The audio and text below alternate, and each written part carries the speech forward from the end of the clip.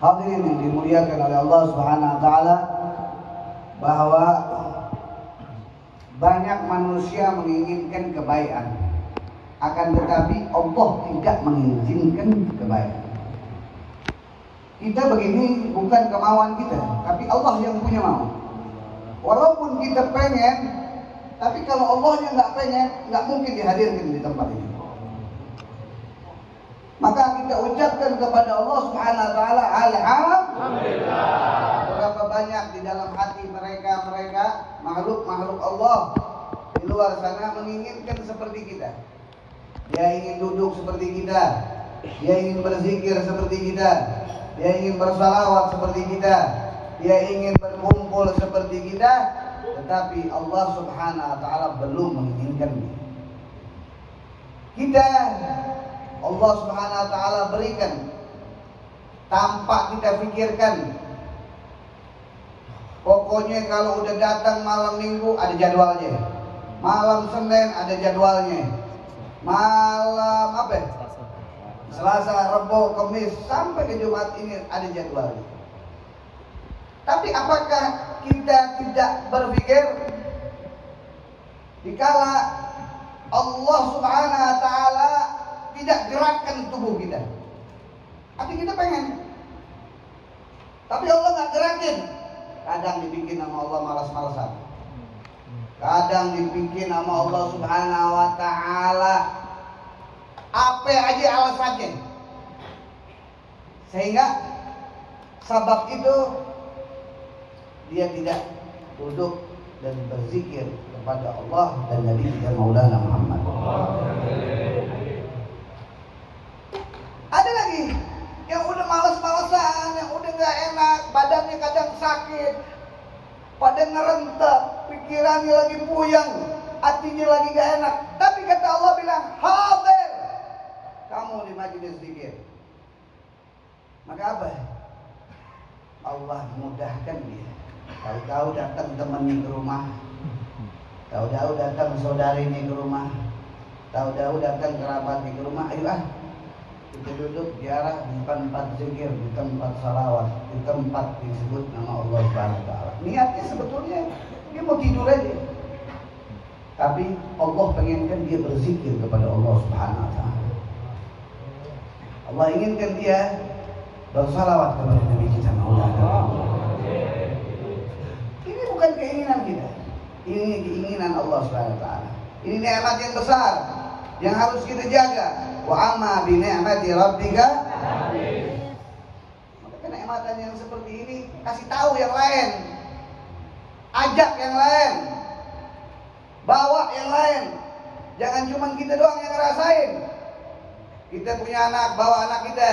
Kita punya istri, bawa istri kita. Kita punya tetangga, bawa tetangga kita. Kita bawa orang-orang yang kita cintai, biar dia mendapatkan kenikmatan. Karena kenikmatan yang semacam ini tidak akan bisa dilakukan lagi oleh orang-orang yang salah. Tidak ada yang sudah kembali kepada Allah Subhanahu wa taala. Hanya kita. Makanya jangan kita sia-siain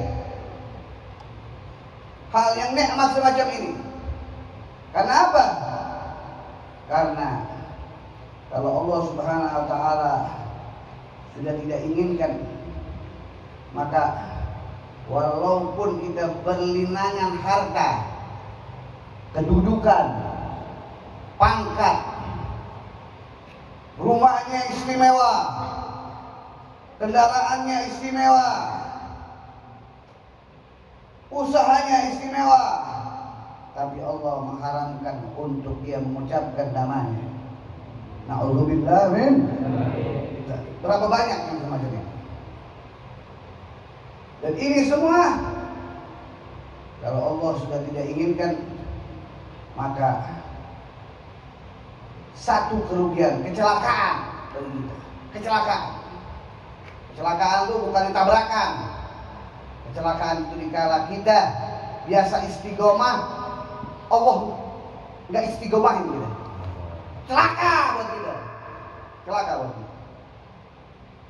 Dikala kita udah giat, udah semangat di dalam kebaikan, tahu dibalesin, celaka buat kita. Kenapa ya saya bisa males nih? ngentarin kebayang. Ini kecelakaan buat kita, musibah buat kita. Dikala kita dibikin sama Allah Subhanahu wa taala kendor dalam berdekatan kepada Allah, kendor dalam berdekatan kepada Nabi Muhammad, kendor dalam berdekatan kepada wali-walinya Allah, adalah celaka buat kita, musibah buat kita. Oleh karena itu, jangan sampai kita diberikan hal ini pada diri kita, pada keluarga kita, sehingga al-waqtu kasayf, waktu itu bagikan pedang, ya. Maka jangan sampai waktu yang keluar menjadikan kita itu sia-sia. Umur gak bakal bisa balik lagi, mudah ente yang pada belajar, jangan sia-siain belajar. Gak mungkin ente bisa lagi umur 12 tahun, 13 tahun belajar betul-betul. Karena nanti kalau sudah umur 20 tahun, kamu sudah mulai susah menangkap pelajaran. 25 tahun pikiranmu sudah beda. Kamu melihat orang tuamu sudah mulai sakit, pikiranmu pada orang tuamu. Kamu udah mulai mikir ingin berkeluarga. Kamu udah mulai mikir ingin usaha. Selagi kamu belum berpikir apa-apa, selagi kamu masih dibiayai oleh orang tuamu, maka jangan kamu sia-siakan waktu walaupun 1 detik. Belajar, belajar, belajar. Itu adalah anak muda yang mau tahu atas dirinya, menghormati waktu. Kita ini yang umurnya masih 25, 30, 40, selagi masih diberikan kekuatan, masih bisa jalan pakai motor, angin-anginan nggak dikerokin, masih bisa naik tangga tidak ngos-ngosan, masih bisa rukuk, masih bisa sujud, masih bisa makan apaan aja. Tapi ingat, nanti kalau kamu sudah umur 40-45 tahun, kamu akan merasakan makanan-makanan yang enak sudah mulai terasa hantar. Badan sudah mulai capek, mulai sakit-sakitan. Dan itu tidak akan kembali lagi. Tidak akan kembali lagi. Tidak akan kembali lagi. Dan kalau sudah tidak kembali lagi, maka kamu jangan menyalahkan orang tuamu. Kamu jangan menyalahkan gurumu yang membimbing kamu. Tapi salahkan diri kamu, kenapa kamu buang-buang waktu itu kalau kamu tidak berhasil. Maka beruntunglah bagi mereka yang menggunakan waktunya di masa muda, di masa kuat, di masa-masa dia menjadikan kehidupan mudanya itu dengan sebaik-baiknya. Mobil khusus kita yang umum, yang masih hidup, jangan sampai kita menyesal nanti masuk ke dalam kubur kita tidak mempunyai amal saleh. Tidak lagi dibutuhkan di dalam kubur itu apa? S1, S2, S3 enggak. Malaikat katanya, S berapa ente? Enggak ada. Man rabbuka. Enggak ditanya sama malaikat rapot ente nilai berapa? Enggak ditanya sama malaikat berapa banyak kitab yang kamu hafal. Enggak. Tapi malaikat bertanya kepada kamu, siapa Tuhan kamu? Siapa Nabi kamu? Apa imam kamu? Apa kiblatmu? Siapa saudaramu? Dan itu tidak akan mungkin kamu bisa menjawab jika kamu punya amal yang jelek, yang buruk, punya amal tidak ikhlas, punya amal tidak berilmu, tidak memakai ilmu, wa kullu man bi ghairi ilmin ya'malu a'maluhu mardudatun la tuqbal. Setiap perbuatan amal enggak ada ilmunya, sholat tapi enggak pakai ilmu, enggak tahu rukunnya, enggak tahu cara wudu, baca Quran enggak tahu idgham, enggak tahu ikhfa, belajar di tempat kebaikan malas-malasan, maka dikala nanti dia masuk ke dalam kubur, semua amalnya mengambang, tidak diterima. Dan amal yang tanpa ilmu itu tidak diterima. Makanya jangan sembarangan ente baca la ilaha illallah, la ilaha illallah. Ente baca ini, baca itu. Ente tanya dulu guru. Tanya dulu guru. Guru, ruku saya udah benar belum guru? Guru, sujud saya udah benar belum guru? Guru, baca Fatihah saya sudah benar belum guru? Penting.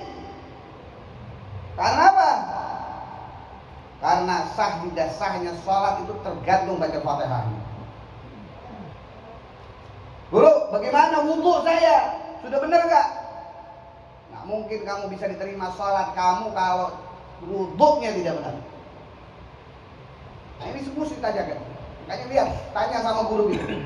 Ini guru, niat yang benar bagaimana niat? Nah ini semua jangan sampai umur kita terbuang-buang mikirin yang cuma, dipikirin duit. Yang dipikirin cuma pengen kaya. Yang dipikirin cuma harta tahta. Tapi pikirkan bagaimana kaya di akhirat, kaya di dunia. Bagaimana kaya di alam barzakh, bagaimana kaya di padang mahsyar, bagaimana kaya di Shiratal Mustaqim. Bagaimana kaya nanti bisa berdekatan dengan Nabi Maulana Muhammad. Ya, cuma dipikirin pengen senang. Gimana senang di dalam kubur nanti? Pengen bahagia. Bagaimana nanti dia bahagia di dalam kubur?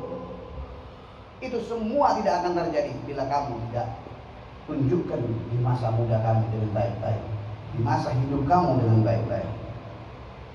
Oleh karena itu, di awal mula pembukaan ziarah ini harus kita mengubah niat kita dengan baik. Bagaimana kita ingin seperti Syarifah Baba Fatmah. Beliau seorang waliyah yang hidupnya mengabdi kepada Allah dan Nabi besar Maulana Muhammad. Hidupnya ngikutin datuk-datuknya, tidak pernah hilang sholat tahajudnya, tidak pernah hilang sholat duhanya, tidak pernah hilang sedekahnya, tidak pernah hilang kebaikan-kebaikannya. Bahkan di masa akhir-akhir beliau ingin wafat, beliau tidak ingin wafat sebelum beliau meninggalkan musalla. Dia bilang kepada anaknya Habib Qasim, kepada saya mau beli tanah. Buat apa kan tanah udah ada? Buat bikin musalla. Ternyata ada satu kampung yang dimana kampung itu petani semua. Kalau sholat 2 kilo, 3 kilo, jauh. Syarifah Baba Fatmah bikinin musalla, majelis ta'lim. Buat siapa? Buat petani-petani itu pada mengaji, sholat, ibadah. Setelah masjidnya jadi, musallahnya jadi, majelis ta'limnya jadi, beliau pun balik kepada Allah Subhanahu wa taala. Orang saleh yang dia inginkan kebaikan, sehingga tidak dia balik kecuali membawa kebaikan. Dan ini yang harus kita contoh. Begitu juga akhina al-mahbub, al-habib, al-mujahid fisabilillah, al-habib Mustafa bin Ja'far As-Sagaf. Dari mulai beliau umur 13 tahun, beliau sudah mengikuti dakwah saya. Kawamut dia cari duit sendiri, nggak dibiayain sama abahnya sama uminya. Dia cari duit sendiri. Siang, pagi, sore, yang dijual foto saya.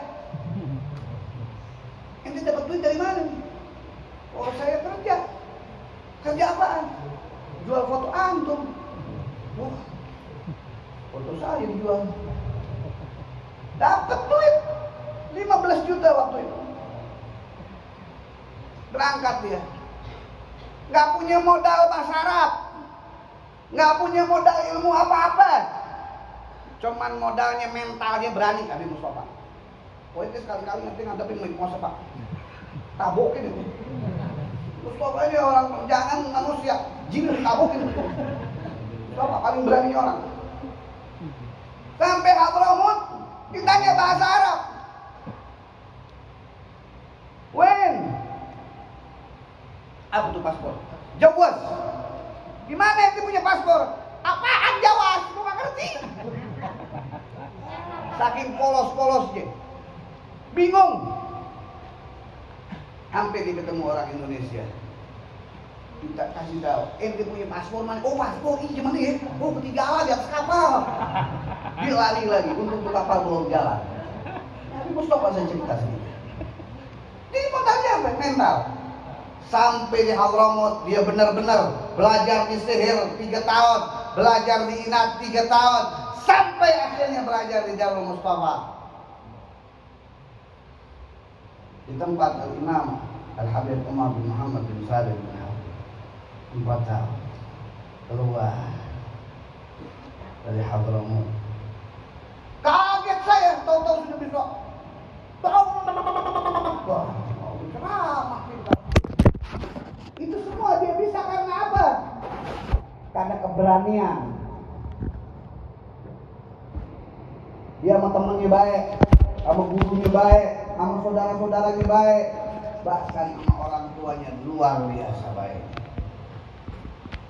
Dan ini semua sudah dicontohin sama guru kita. Sampai beliau ingin wafat pun, beliau tidak ingin wafat sebelum membaca maulid Nabi besar Maulana Muhammad.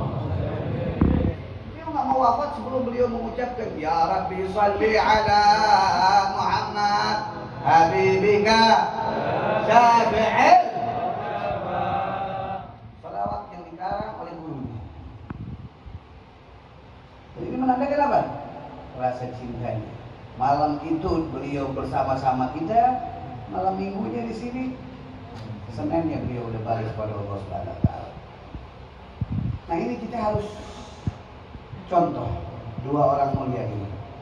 Kalau beliau di masa hidupnya baik, wafatnya pun baik. Sekarang gimana kita? Kita gimana? Jangan sampai sekarang kita bisa duduk di sini, godaan-godaan perempuan, godaan-godaan harta, godaan-godaan kita akhirnya jauh dari majlis-majlis yang semacam ini. Itu kerugian yang besar buat kita. Kecelakaan yang besar buat kita, sesuatu musibah yang besar buat kita, dikarenakan apa? Kita dijauhkan dari tempat-tempat kebaikan. Semoga Allah Subhanahu wa taala tidak menjauhkan diri kita dari mulai kita sekarang ziarah sampai kita kembali kepada Allah Subhanahu wa taala. Ya Rabbi wajma'na wa ahbaban lana bi dalikal firdaus. Taqiyarul mawdai wa sallallahu alaihi wa sallam Muhammadin wa alihi wa sallam. Alhamdulillahirabbil alamin. Pengumuman